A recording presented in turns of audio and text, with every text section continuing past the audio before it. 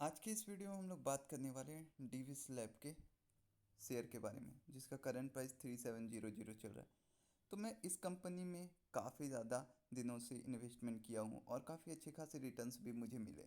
बहुत सारे लोग बोलते हैं कि इस कंपनी में उनका पैसा फंस गया है, उन्होंने बाय कर लिया, फिर शेयर 50% 20% या 30% डाउन में चल गया, फिर उन्होंने सेल कर दिया लॉसेस में। तो देखिए, मैं सबसे पहले आपको एक रूल बताता हूँ।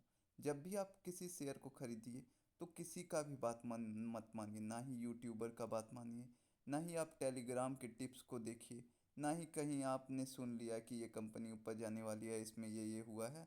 बिल्कुल आप किसी का बात मत मानिए, आप अपना रिसर्च कीजिए, क्योंकि पैसा आपका है। तो लॉस भी जो होगा या फिर प्रॉफिट लॉस जो भी होगा वो आपको ही मिलेगा, किसी और को तो कुछ मिलेगा नहीं। तो आपको बिल्कुल अपना रिसर्च करना है। देखिए, डीबी स्लैब जो है ये एक मार्केट लीडर की कंपनी है। ऑल टाइम का ग्राफ आप देखिएगा तो कितना शानदार आपको एक्सपोनेंशियल नज़र आएगा यहाँ तक। इसके बाद यहाँ पे देखिए, कोरोना के टाइम पे भी अच्छा खासा ये इस शेयर ने रिटर्न दिया था, अगर आप लो टाइम पे बाई की होंगी। उसके बाद करेक्शन देखने को मिली, लगभग ये शेयर 50% डाउन में चला गया था, 2800 के लेवल तक ये शेयर आया था। अगर आप 6 मंथ का अगर आप देखोगे तो आपको पता चलेगा कि ये 2810 में आ गया था, देख सकते हैं यहाँ पे 9 मार्च के अराउंड। उसके बाद यहाँ पे सभी शेयर डाउन था, ऐसा नहीं था कि सिर्फ यही शेयर डाउन था, अच्छे अच्छे शेयर सारे डाउन थे, मार्केट लीडर वाले भी सारे डाउन थे। और बहुत सारे लोगों का कहना होता है कि देखिए, अगर आप 1 ईयर का ग्राफ देखोगे तो 2% का रिटर्न आपको नज़र आएगा। लेकिन अगर आप पिछले 5 ईयर का ग्राफ देखोगे तो अपने ये अपर हाई से ये लगभग लगभग काफ़ी परसेंट डाउन है, अभी भी काफ़ी परसेंट डाउन है। तो यहाँ पे रिटर्न तो आपको बिल्कुल मिला नहीं, साथ ही साथ यहाँ पे कैपिटल भी फंस गया। तो ऑल टाइम हाई पे आप जब भी बाय करो तो स्टॉप लॉस के साथ ही बाय करो, साथ ही साथ रिसर्च करो।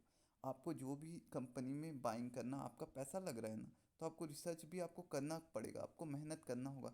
सिर्फ आप किसी के वीडियो को देख लोगे या फिर किसी का बहुत ज़्यादा मिलियन में सब्सक्राइबर है उसको आप फॉलो कर लोगे, तो हो सकता है उन्होंने काफ़ी डाइवर्सिफाई किया होगा, उनके पास काफ़ी पैसा होगा, तब उन्होंने कुछ पैसा यहाँ पे लगा दिया होगा। तो अगर वो एक दो कंपनी में फंस भी जाते हैं तो उनको कोई दिक्कत नहीं होता।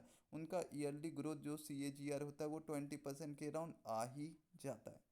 तो अगर आप रिटेलर हो, आपके पास कम इन्वेस्टमेंट है, तो आपको बिल्कुल रिसर्च करना चाहिए। साथ ही साथ मैं बता दूं कि कोई भी कंपनी, अगर आप विप्रो ले लो, इन्फोसिस ले लो, तो वो इनिशियल टाइम में काफ़ी ग्रोथ हुई थी, जिन्होंने 1 लाख का 1 करोड़ बना दिया या फिर कितना बना दिया बोनस से या डिविडेंड से। आपको बहुत सारे ऐसी कंपनी देखने को मिल जाएगी। लेकिन जब वो मार्केट में लार्ज कैप कंपनी बनती है तो उसमें फिर मोमेंटम आना, तुरंत आपको ज़्यादा रिटर्न दे देना, ये पॉसिबल नहीं है। ये सब आपको बातें बिल्कुल याद में रखनी चाहिए, ताकि आपको कभी लॉसेस ना हो। साथ ही साथ आपको ये भी समझना चाहिए कि कोई भी, अगर आप वॉरेन बफेट का भी ऑल टाइम का रिटर्न देखोगे तो इनिशियल डेज में उनका रिटर्न इनिशियल ईयर में 44% के अराउंड था। लेकिन ऑल टाइम में देखोगे तो वो भी 30% के अराउंड नहीं तक कमा पाए। अगर आप सर्च करोगे नेट में तो आपको आराम से मिल जाएगा। अब वो तो सबसे बेहतरीन इन्वेस्टर है, आपको पता है। और आप अगर और भी इंडियन रिटेलर की, इंडियन इन्वेस्टर की बड़े बड़े की बात कर लो तो उनका भी रिटर्न उतना ज़्यादा खास नहीं है। ऐसा नहीं है कि उन्होंने एक हर साल अपना पैसा डबल ही कर दिया है। अगर ऐसा करेंगे तब तो वो दुनिया के सबसे अमीर आदमी बन जाएंगे। मैं इंडियन इन्वेस्टर की, बिग बुल की बात कर रहा हूँ। तो आपको हमेशा मैं यही बोलता हूँ कि जब भी आप किसी भी कंपनी में इन्वेस्ट करना चाहते हो तो आप देखो कि उनका रेवेन्यू ग्रोथ कैसे इंक्रीज़ हो रहा है, सेल्स ग्रोथ कैसे इंक्रीज हो रहा है, प्रॉफिट कितना हो रहा है, एक्सपेंशन क्या कर रहा है, नया नया प्रोजेक्ट मिल रहा है या नहीं। इन सारी बातों पे आप ध्यान दो।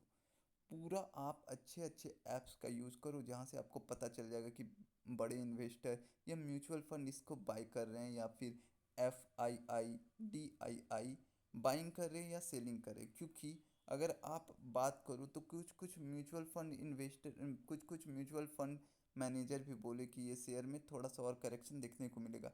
यही कारण था कि ये शेयर 2800 तक के लेवल में चल गया था। अब जिसने भी सही टाइम पे इस शेयर को बाई कर लिया, क्योंकि ये एक मार्केट लीडर की कंपनी है और जिसमें कर्ज भी नहीं है, तो यहाँ से देख सकते हैं आपको कितना परसेंट का रिटर्न मिल गया था। यहाँ तक अगर आप देखोगे तो 33-39% आपको रिटर्न दिख रहा होगा, और यहाँ पे आप देखोगे तो 31% का रिटर्न आपको नज़र आएगा। तो आपको ऐसे ही टाइम पे बाय करना है अच्छी कंपनी में, जिस टाइम पे ये आपको डिस्काउंटेड प्राइस पे मिल रही है। अब बहुत सारे लोगों का ये क्वेश्चन आ रहा होगा कि मैं कैसे जानूं कि कौन सा लो बनेगा या कौन सा हाई बनेगा? तो ये कोई भी नहीं जान सकता है।